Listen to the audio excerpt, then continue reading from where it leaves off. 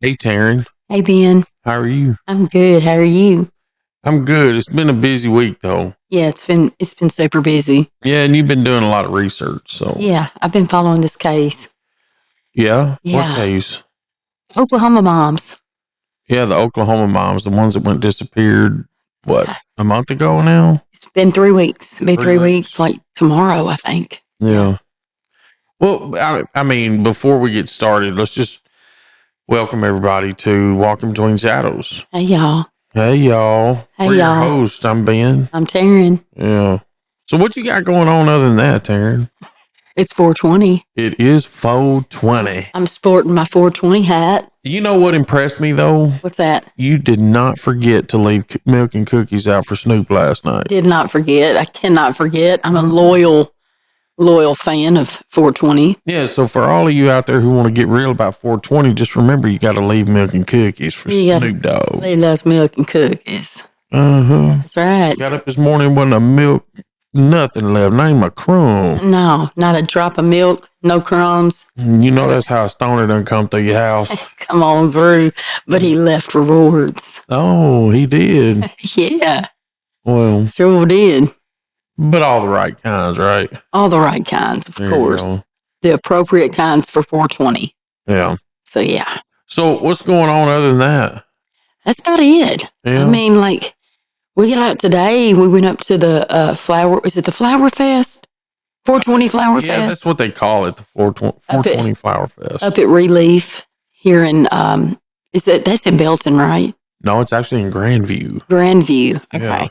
Yeah. So it was packed, jam full with vendors and all kinds of cool stuff. So if y'all are out in this area and you see this before 6 p.m. tonight, go by Relief and check out what they got going on. Yeah. Great deals. Food trucks and swag vendors there selling shirts. So what else do you do? Today, Yeah. we got some lip plumper at Ulta. Some lip plumper. Yes, I did. So yeah, and I was with you. I'm acting like I didn't know what was going on or what you were doing. But I gotta say, if any of you ladies take your husband with you to Ulta, like I got drugged to, just know that it's your husband's right to choose the strength of lip plumper that your wife buys. And yes, and you did. I picked the maximum strength. You got maximum. Yeah. Uh-huh. Yes. It's like it feels like a bunch of little bee stings. Yeah. Not quite as bad. Still? No, not now, but earlier when I first put it on. How long did it last? It lasts, I don't know, a couple hours maybe. The pain lasted a couple hours? No. The plump. No, the pain. How long the pain lasted? Oh, just a few seconds. I mean, it's not pain. It's just weird. It's tingly. It's, Yeah. kind of prickly. Yeah. Okay. Like that.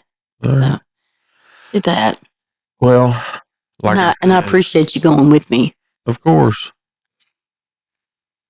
We always go everywhere together. What the hell are we talking about? It's very true. I mean, some days you're at work with me. That's right. Mm-hmm. Well, we had another little event this morning where our daughter got in a fight with a gay manager at McDonald's. Did. Yeah. And I think my favorite part of this is how he came out and told her that he did not appreciate her little attitude this morning. Highly won, gay McDonald manager. Well, I mean, people slap the hell out of him.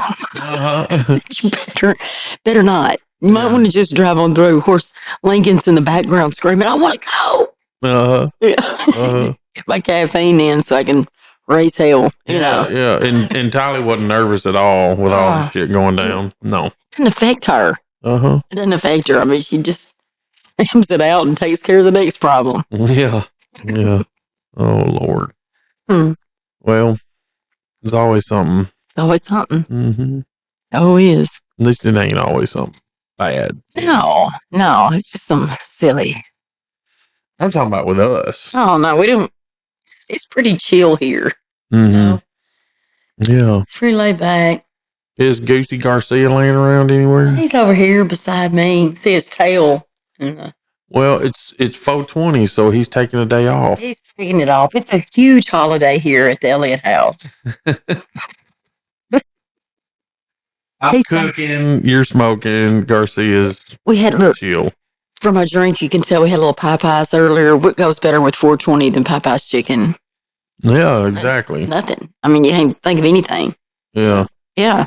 You know what? I ought to make us a pig picking cake. What's a pig picking cake? Oh, listen, it is just off the chain. What's in it? So it's basically a yellow cake mix with pineapple added to it and eggs. Okay, then. And that's it. And you make like 3 layers. You can do it in a sheet too. It's just not as fun. Well, what would be more fun? What? Like, was you planning on doing like a bunt? No, like a 3 layer. Oh, okay. Yeah. Okay. And the frosting is Cool Whip, cream cheese, instant Jello pudding. Okay. I think maybe a little vanilla, something else, something simple. It's a real simple cake. Oh, you know what? I think you put some pineapple in that too. But anyway, yeah, it's like a can or 2 of crushed pineapple, a 16-ounce thing of Cool Whip, yellow cake mix, eggs, cream cheese, or cheesecake, Jello instant pudding. And the reason it's called a pig picking cake is because it was a very common cake made in the deep South by wives and mothers, grandmothers, etc., on pig farms. And usually on a day when they were slaughtering pigs and actually cooked one, they usually cook like a whole pig, right? A whole hog, yeah. Yeah. So people would go up and pick from that hog for their food. And that's why it was called a pig picking cake. Okay. So it sounds gnarly because when you first hear it, you're like, I don't want anybody picking in my cake. Right. With their little piggy fingers. Right. But it's the cake itself is just phenomenal. And it's really a light cake because of the richness of the pork and barbecue sauce and stuff like that. The cake itself is kind of light and refreshing, kind of a palate cleanser almost. Gotcha. Okay. Yeah. We may have to make us a pig picking cake. That might be appropriate for the story we're doing. Last week we talked about it. Yeah. So all those hog farms in the panhandle of Oklahoma. Yeah. So we're back to update that case. Yeah. At the very least for the viewers that are following us. So we want to say to you guys all, thank you for following us. And anybody else that comes along, please don't forget to hit the like and subscribe button. Yeah. And again, smash that notifications bell. Look, we got a challenge here. We've got to lay down a challenge to people. Let's do that. We need them sharing these videos. And I think you wanted to add something to that. We're going to start a Patreon channel for long. Yeah. And we'll have subscribers to that channel. They'll get extra perks to, a little more information, maybe some crime scene photos and things like that. Other things will come along with it too. So yeah, just kind of stay tuned and we'll direct you towards that direction. But right now we really want to get to 10,000 subscribers. And we're very close. And we're close. We're close. And so again, please share and like this video and make sure when you do share it, you talk to people and tell them, hey, watch at least 5 minutes of it. Something like that. Yeah. Yes. All right. Do. So authorities confirmed 2 bodies found in Oklahoma, those of the missing women. Yeah. And again, these are the 2 missing women that we talked about starting last week, Jilian Kelley and Veronica Butler. Yeah. 2 bodies found in Oklahoma on Sunday have been identified by the Office of the Chief Medical Examiner as the 2 women who had been missing, the State Bureau of Investigation said Tuesday. And that was this week, this past Tuesday. Veronica Butler, 27, and Jilian Kelley, 39, were riding together to pick up Butler's children when they disappeared, according to an endangered missing advisory from the Texas County Sheriff's Office in Oklahoma late last month. 4 people have been charged with felonies, including murder in the case. Tad Burt Cullum, 43, Tiffany Michael Adams, 54, Cole Earl Twombly, 50, and Cora Gale Twombly, 44, each have been charged with 2 counts of first-degree murder, 2 counts of kidnapping, and 1 count of conspiracy to commit first-degree murder by arranging and planning the deliberate, intentional, and unlawful taking away of the life of Veronica Butler and or Jilian Kelley. Yeah. And this is gnarly. We went over this last week about how this was it's a custody thing. Yeah. And boy, did it get bad. Yeah.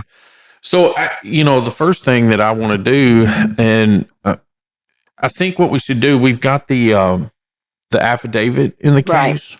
Right. And so I'll start going over some of that, and we can discuss each section of it. Sounds great. Let's do it. State of Oklahoma is the plaintiff in the case against all 4 of those people that were just mentioned. And this is the affidavit of probable cause for arrest warrant. On Saturday, March 30th, 2024, the Texas County Sheriff's Office requested Oklahoma State Bureau of Investigation, the OSBI, investigative services with the suspicious disappearance of Veronica Butler and Jilian Kelley from rural Texas County after their vehicle was found abandoned near Highway 95 and Road I or Road L? The L. Road L, south of Elkhart, Kansas.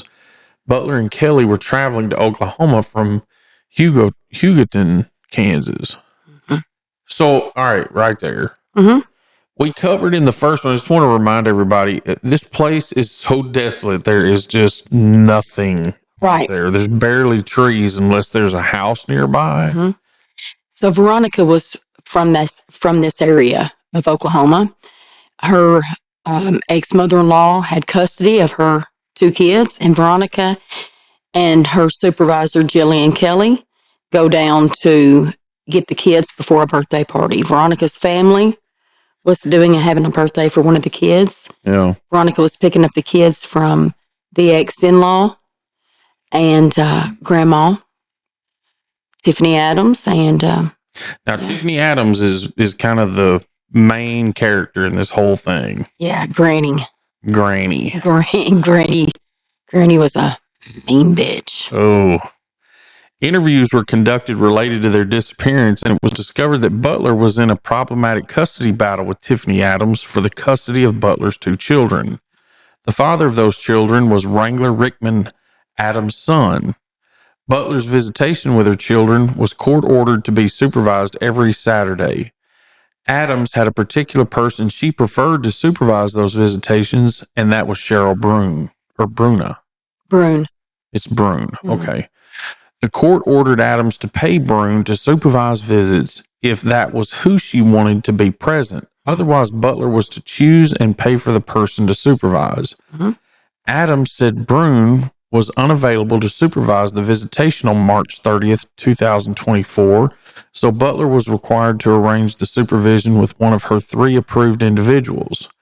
Butler contacted Kelley of Hugoton, Kansas, and planned to have her supervise the visit. Okay. Right.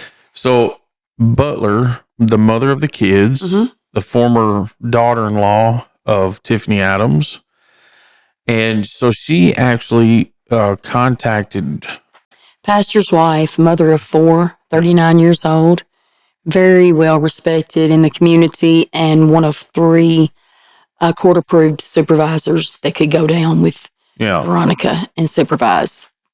Okay, so Butler told family members she was going to pick up her children from Adams at 1000 hours or 10 o'clock in the morning at 4 Corners, intersection of Highway 95 and US 64 West, a location in Texas County, Oklahoma.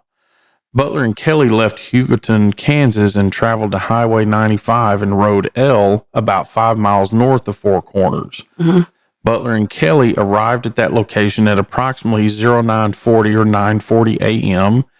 Butler planned to bring her daughter to a birthday party, but after they did not arrive, the family began looking for Butler.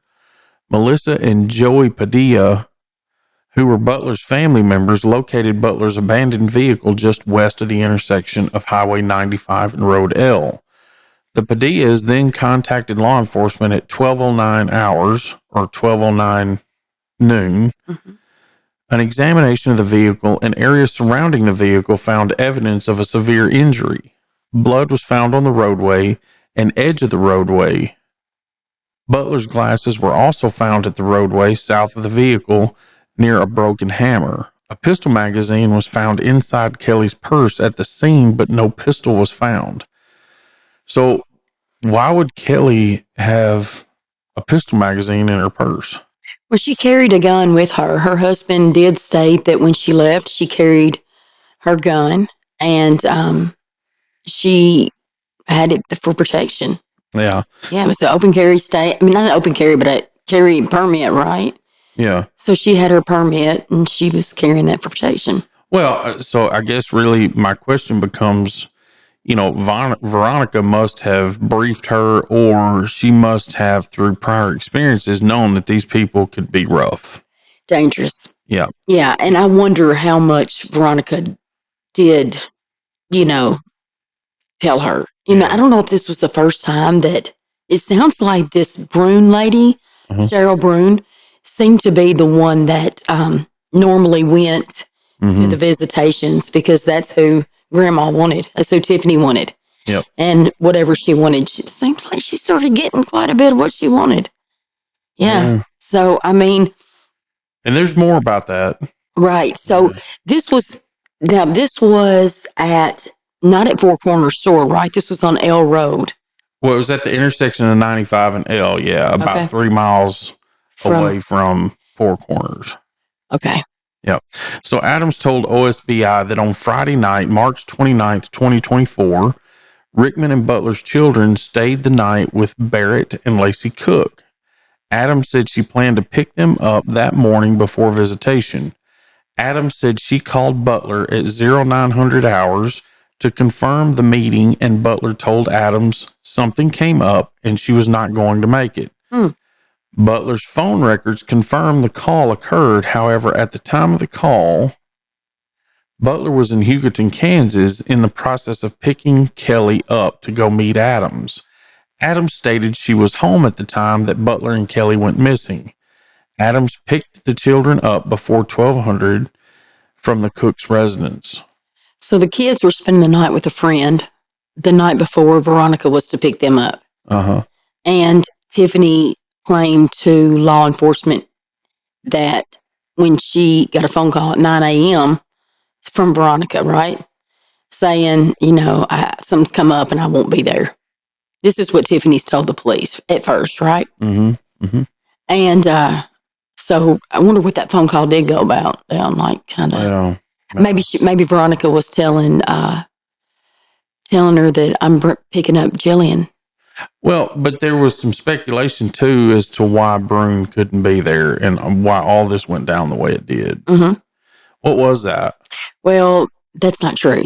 So Tiffany Adams' grandma actually called Cheryl Brune and told her that morning that I don't, take a couple weeks off. I need to question the kids about you. Yeah. Yeah, that's kind of how she was. I need to find out if they like you. Well, being you said that, OSBI interviewed Brune, and she said she was available to supervise the visit that day, but Adams told her to take a couple weeks off from the visitation so Adams could question the children related to how Butler's approved visitation supervisors were. Butler and Kelley's phone records indicated their devices were actively sending signals to their carriers until approximately 0942 hours, after which the devices were no longer seen by the networks and stopped transmitting. Neither phone was found at the scene or within the vehicle, and they are currently missing. Adams was the last known person to communicate with Butler and was scheduled to meet Butler and Kelley for visitation at 1000 hours on March 30th, 2024. Through the child custody case, records were obtained where Rickman discussed death threats by Adams and Adams' boyfriend, Tad Cullum. The custody battle began in February of 2019 with many hearings and court appearances on March 18th, 2024 and March 20th, 2024. So this has been going on since 2019. These Yeah. kids are 6 and 8 years old. I Yeah. mean, this has been going on basically their whole life. Yeah. Yeah. 1 and 3. Wow. Wow. Okay. On March 18th, 2024 and March 20th, 2024, motions were filed requesting extended visitation for Butler. A hearing was scheduled to occur on April 17th, 2024. Butler's attorney informed OSBI that Butler was likely to receive unsupervised visitation with her children at that hearing. At times, Adams refused to let Rickman have his children, even though Rickman had legal custody of them. So the kid's father was refused access by his own mother or the kid's grandmother. So he would go pick up the kids from the grandma, from his mother. Mm-hmm. And at one time he went over there and she refused to allow him to pick up his kids, even though he had full custody. Yeah. He called the police. Yeah. The police came over and said, well, they're better off with her anyway, and let her keep them. Yeah. Which exactly. is completely against the law. So, I mean, I'm surprised. A lot of times cops won't get involved in stuff like that, but because it was Tiffany. Because it was Tiffany Adams. Yeah. Right. These are very well respected people. Tiffany Adams and her boyfriend Tad are very well respected in this very small town. Mm-hmm. Yeah. So Rickman's grandmother, Debbie Knox Davis, reported that in mid to late February of 24, Rickman told her that they didn't have to worry about the custody battle much longer because Adams had it under control, that Adams knew the path the judge walked to work, and we will take out Veronica at drop-off. Rickman was confirmed to be in a rehabilitation facility in Oklahoma City at the time of the disappearance. The children remain in the custody of Adams. Rickman denied having that conversation with Knox. Right. So I guess Wrangler Rickman, who is the father of the kids, went and told his grandmother, I guess this will be his paternal, right? Maybe his paternal grandmother, that, don't we worry about the custody of the kids. I don't have to worry about that anymore. My mom's going to take care of it. Mm-hmm. She knows she'll just take the judge out. Yeah. I mean, yeah, I mean, that right there is, I guarantee you that's working up another charge because that's a threat, to the judge. So, yeah. So the cops, when they're investigating Veronica and Jilian missing, they go and talk to Wrangler, and he says, I never told my grandmother that. Right. Right. Yeah, of course. But before, you claim that your mother made you lie to get custody of these kids. Mm-hmm. So it's just, it makes you wonder if they even had legal custody of those kids from truth. Yeah. If it was all a bunch of bullshit. Yeah. Yeah. Yeah. On April 1st, 2024, OSBI agents obtained a search warrant for Adams' cellular phone. OSBI agents performed an extraction on the device. Information gained from the device included web searches for taser pain level, gun shops, prepaid cellular phones, and how to get someone out of their house. Oh, no, they weren't planning anything. No. And what do you mean? I wonder what they mean by getting somebody out of their house. What's that mean? Well, I mean, just techniques and things you can do to coax somebody out of their house, and maybe even in such a way they don't know that it's human beings waiting on them outside. Oh, I don't know, like go up and throw rocks at the windows or something. This might go to the premeditation. Keep reading. Yeah. Okay. On April 3rd, 2024, OSBI interviewed CW, age 16 years.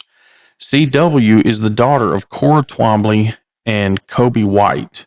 Cora is currently married to Cole Twombly. CW stated that she had overheard group conversations related to Butler not protecting her children from her brother, all in reference to a sexual abuse allegation. CW advised that she was told by Cora that Adams, Cullum, Cora, Cole, and Paul Grice were involved in the deaths of Butler and Kelley. Mm-hmm. She stated that Adams had provided burner phones to use so they could communicate without using their personal devices. CW saw 2 burner phones charging on Cora's nightstand in her bedroom.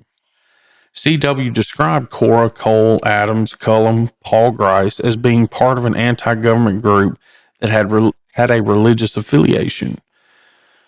Through OSBI investigation, it was learned that they call their group God's Misfits. Regular meetings are held weekly at Twomby's and at the home of Barrett and Lacey Cook. Huh. CW was told on March 29th, 2024 that Cora and Cole would not be home in the morning when she woke, and they were going to be on a mission. And that's in quotes, on a mission. On a mission. When CW awoke at approximately 1000 hours, Cora and Cole were not home, but came home around noon. CW knew that Cole and Cora took a blue and gray Chevrolet pickup owned by them and a blue flatbed pickup owned by Clint Twombly when they left and returned in the same vehicles. CW was told to clean the interior of the Chevrolet pickup. CW asked Cora what had happened and was told that things did not go as planned, but that they would not have to worry about her, meaning Butler, again.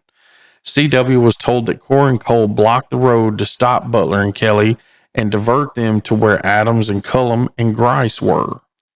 CW asked about Kelley and why she had to die and was told by Cora that she wasn't innocent either, as she had supported Butler. CW asked Cora if their bodies were put in a well, and Cora replied something like that. CW also disclosed that other attempts to kill Butler occurred during February of 2024 near Hugoton, Kansas, in which Adams, Cullum, Cole, Cora, and Grice went there, but Butler did not leave the residence. This is consistent with the web search discovered on Adams' phone about how to get someone out of their house. So there we go. Yeah. According to Cora, the plan was to throw an anvil. Sorry. It's not funny, but oh my Lord. Through Butler's windshield while driving, making it look like an accident because anvils regularly fall off work trucks. Sure. All the time. That happens often. On the Roadrunner. That's what I was thinking. I mean, like, come on. Wile E. Coyote's at it again. So they drive up, and I guess Hugoton to Eva, Oklahoma, where they're from, is about 45 minutes. I was thinking last week when we talked about it, I was thinking it was like 3 hours, but it's only like 45 minutes. Yeah. Judging by their phone records and what we've talked about. Yeah, the times all lay that out, that it's about, roughly 45 minutes to an hour. So they go to, and we're going to talk about this fifth Paul Grice that has not been arrested. Mm-hmm. We'll talk about him in a minute. Mm-hmm. So these 5, which explains the 5 burner phones, so that would have been, if Grandma would have bought 5 burner phones, and Cora and Cole's daughter states that she saw these 5 burner phones and she knew about these 5 burner phones. So who was the 5th one for? If you got Cole, you got Cora, you got Tad, and then you got Grandma. Mm-hmm. What is it, this Paul Grice? Sounds like it. Sounds like it, yep. Paul Grice jumped in the vehicle with them and drove 45 minutes north to Hugoton, Kansas to throw an anvil through her fucking... Yeah. Now, bear in mind, everybody, Paul Grice has not been arrested or charged with anything. He has been questioned and let go. Yep. Okay. All right. Go ahead. Sorry. Y'all bear with us. Yeah. While in Carrick, Texas, interviewing CW and her brother, Cora and Cole arrived and tried to get access to CW and her brother. Yeah, they're freaking out. Yeah, Cora was verbally aggressive and was very upset with your affiant that she was not granted access to CW and her brother. Cole exited the vehicle armed with a handgun and a holster on his belt. Nice. Yeah. Wow. OSBI investigation showed that Adams searched for gun shops on her cell phone. A search of local gun shops showed Adams buying 5 stun guns at the Big R store in Guyman, Oklahoma. The purchase was made on March 23rd, 2024. OSBI investigation also showed that Adams purchased 3 prepaid cellular phones from Walmart in Guyman, Oklahoma on February the 13th, 2024. Mm-hmm. The phones were identified by phone numbers, and they're listed in the affidavit. Search warrants for the information related to the location services and phone usage were compiled for each device. It was learned that all 3 phones were at the area where Butler's car was located, and the last known location of Butler and Kelley at the time of their disappearance. All 3 phones were powered on and accessed the cellular network for the first time at or near Cullum's residence at different times prior to March 30th, 2024. On March 30th, 2024, 2 of those numbers before Butler and Kelley's disappearance were at the Twombly's residence prior to going to or near Cullum's residence. Mm-hmm. Butler and Kelley's disappearance at 10:05 and 10:16 hours. 2 more of those phone numbers were in the area near Cullum's residence. Mm-hmm. After Butler and Kelley's disappearance on March 30th, 2024, between 10:16 and 10:35, it was determined that those same 2 numbers were at a property owned by Jamie Beasley below a dam in the pasture where fresh dirt work was located by the investigators. Mm-hmm. Concrete was moved from a location near Beasley's residence, approximately 150 to 200 yards below the dam, where it was discovered that a hole had been dug and filled back in and then covered with hay. The location where Butler and Kelley's disappeared from and where Butler's vehicle was located is approximately 8.5 miles away from the location below the dam on Beasley's property, giving drive time from the location of where Butler's vehicle was located to Beasley's property well within the 34 minutes between the time of Butler and Kelley's phone stopping transmission, and prepaid phone numbers also included, 2 of those numbers arriving at the dam on Beasley's property. All prepaid phones stopped transmitting on the morning of March 30th, 2024 at locations near Twombly's residence and Beasley's property. Mm. And that's it. That's the affidavit. So they get out there to this property. That's how they started looking at the phones, these phones pinging after the 16-year-old. So let's go from what they did. It sounds to me like, she had concocted this idea, and that would be Tiffany Adams' grandma, that she was going to meet Veronica and Jilian at the Four Corners store, which was a very desolate place too. Nothing out there. No cameras, no nothing. Right. And before they got to that store, they were blocked off by the Twomblys. Mm-hmm. These God's Misfits that were buddies with Tad and Tiffany, Grandma and Tad, her boyfriend. Mm-hmm. And they block them off, and then they attack these 2 women. Mm-hmm. It looks as though they attacked them because Veronica's glasses and there was blood missing, and Jillian's gun is missing too. Mm-hmm. And so are the women. I wonder if they put them in this trailer, in this tractor trailer that the Twomblys were carrying. So they go back. Well, it wasn't a tractor trailer. It was a livestock trailer. Gotcha. A livestock trailer. Mm-hmm. So they must have taken this with them and just blocked off the whole road. Yeah. Where Veronica and Jilian couldn't drive anymore. From the sound of it, that's exactly what they did. They created a roadblock so they would have to stop. Right. And that was that L road. Right. And looking at pictures of that, if you just parked a truck or a car across the road, you could get around it. Right. There were shoulders. Right. But when you pull a truck with a trailer like that on it out there, you block the whole road and those shoulders off. So that's what it sounds like to me. They intended on them stopping. Right. So then they get them out, and there's a broken hammer. Mm-hmm. One, we don't know what they did.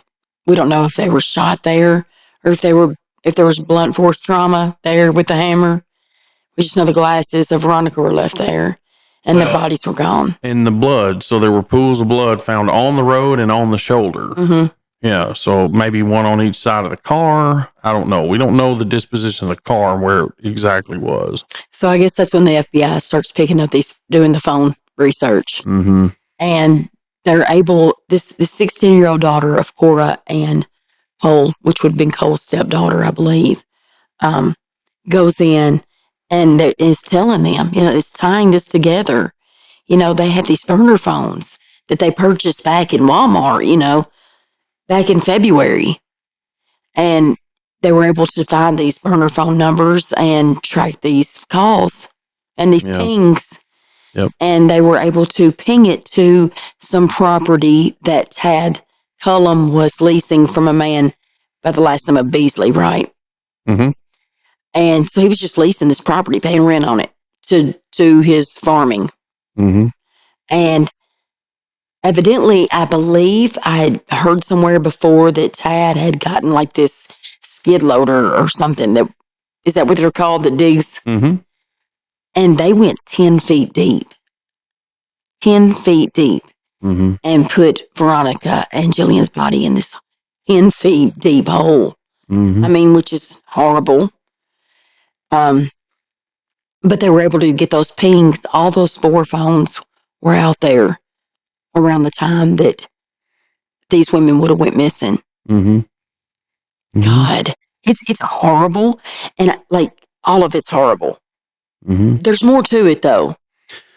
Well, I want to maybe take a second and go over God's Misfits. Yes. Okay. Okay. So the Oklahoma State Bureau of Investigation has been investigating these deaths of Veronica Butler and Jilian Kelley. Mm-hmm. The women went missing on March 30th in the Oklahoma Panhandle. Since then, police have recovered their bodies and arrested 4 people on counts of first-degree murder, kidnapping, and conspiracy. The 4 charged are the ones we're talking about here.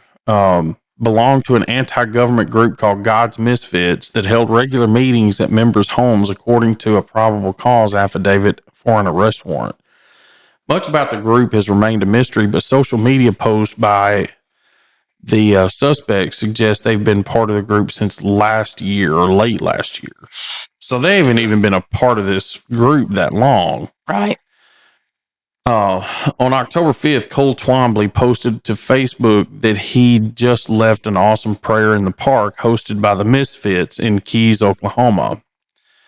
In 2022, the Southern Poverty Law Center tracked 13 hate extremist groups in Oklahoma, including Moms for Liberty, Proud Boys, and Patriot Front. The Anti-Defamation League also tracks occurrences of hate, extremism, anti-Semitism, and terrorism in their heat map.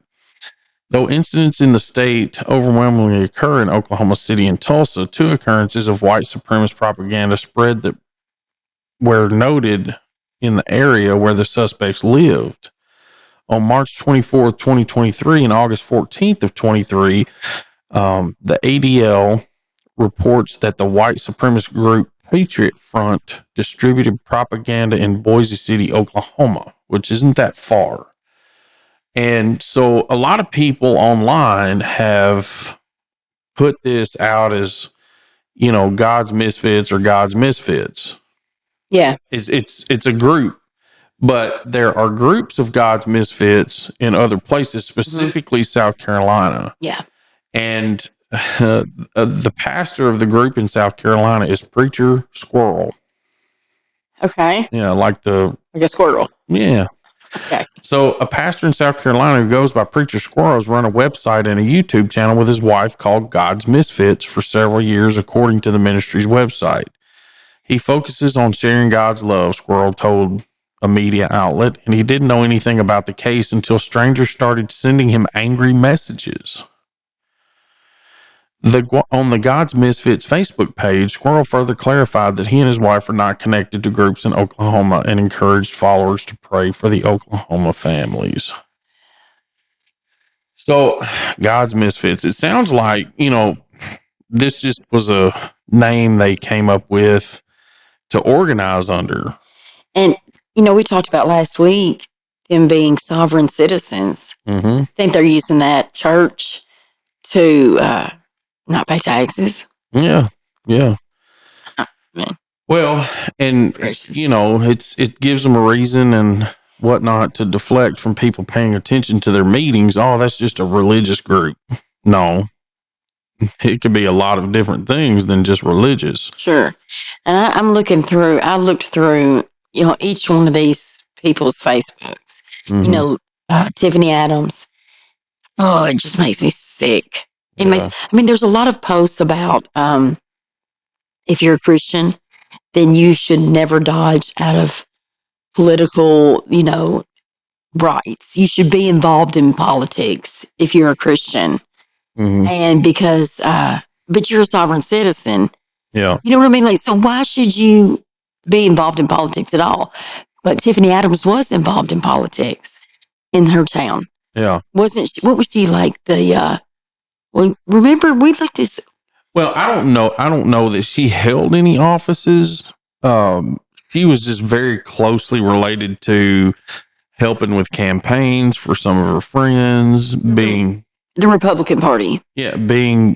so she was the chair of the county Republican Party. I think that's the one thing she did. And it's like you said, it's a huge hypocrisy because, here she's talking about being a sovereign citizen and not paying attention to the laws of the Constitution of the United States, and then turning around and propping up Trump or whatever her agenda was. They all do that. This through is the like Republican Party. These are the Trump thumpers. This is what has made me sick about all this. It's like, I guess they decided to become these sovereign citizens and start this God's Misfits church after they didn't get their way when Trump didn't make it, in the 2020 election. So then they decide, well, we're gonna start this, No, I don't think so. They didn't do it until 23. Okay. Yeah. Okay. So I think that still that was something for them to prop that against, is like, we got to get Trump reelected, and he the election got stolen from him. All the same propaganda that everybody spouts. And these on this extreme side. And like Tiffany and Tad both, like I said, were very respected. And Tiffany and her boyfriend Tad. Okay, so granny and boyfriend. And they both had a lot of money. Land money. They owned a lot of land. Yeah. And did a lot of farming, and people said they did a lot of good for their community. Yeah. I mean, and they went into court. I guess it was last week when they had their hearing, first hearing, bond hearing. They were all denied bond.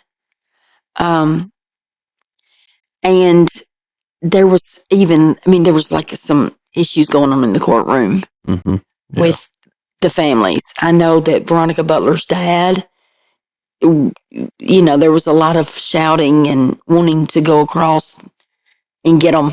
They had snipers outside on the roof to keep everyone, just as calm as possible, or maybe as scared as possible to do anything. Yeah. Because I can't imagine. I'm sorry, go ahead. No, you can't imagine what. I can't imagine walking up in a courtroom with snipers on the roof. Oh, yeah. It's intimidation. Yeah. But still, when they got in the courtroom, something happened. Yeah. What happened? In the courtroom? Yeah. What do you mean?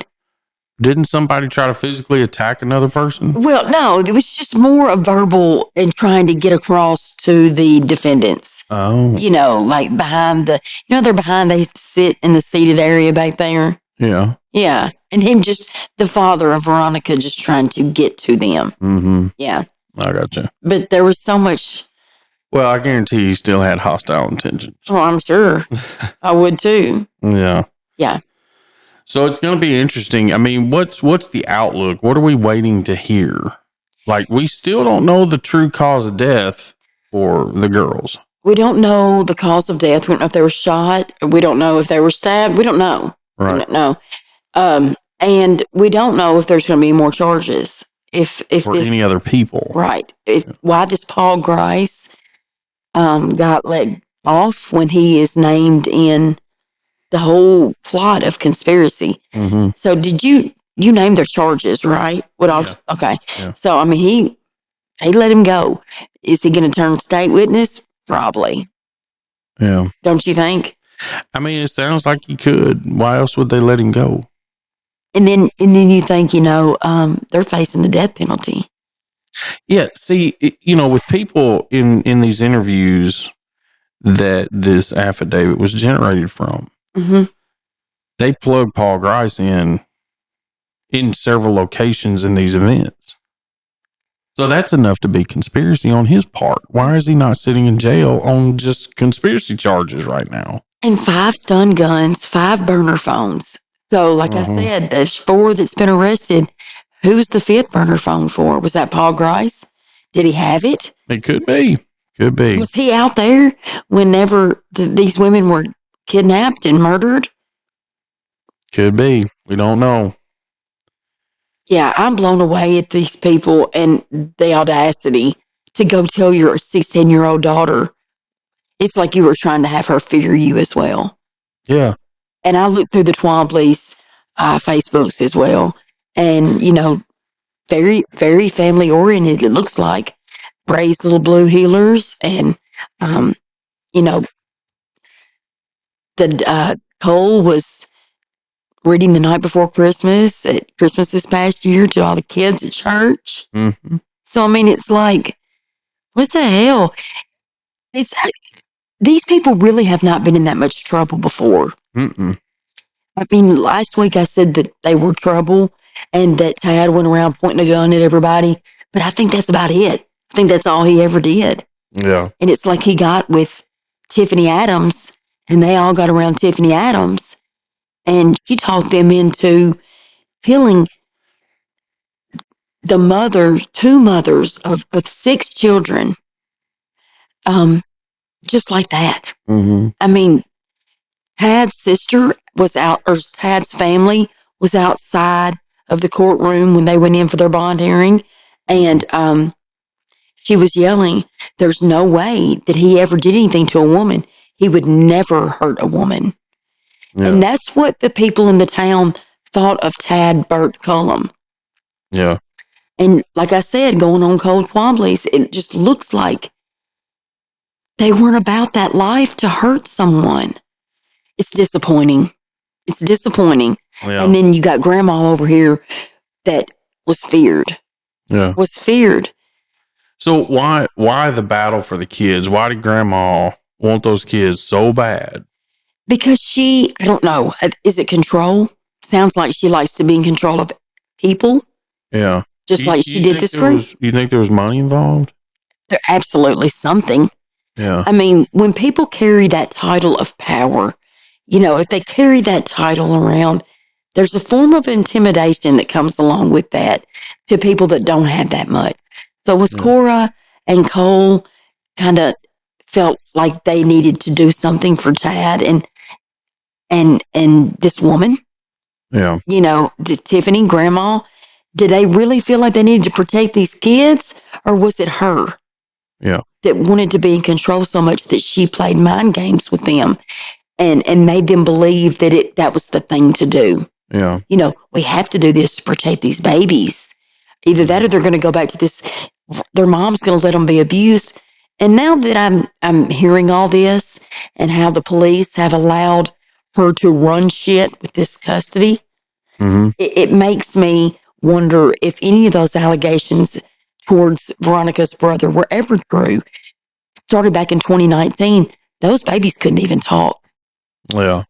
So it makes you wonder, and I'm not saying it didn't happen, because any allegation like that should absolutely be followed through and made sure that it's, nothing happened to a child. But what if it didn't happen and she just made all that up? Right. Right. That means she convinced everyone to take these women's lives for over a lie. Yep. It's like she was psychotic or in psychosis and believed whatever she believed and was going to make everybody else believe it too. Yep. That's what it sounds like. Yeah. Yeah. All right. So we're just, again, in a holding pattern, waiting to see what else develops in this case. And we will be back as soon as we can with it. Yeah. So look for the next episode coming soon. Yeah. Again, before we sign off, I just want to say thank you to everybody out there in the audience. And anyone new, please don't forget to hit that like and subscribe button. It keeps us doing what we love to do. Thank y'all. Bye. Bye.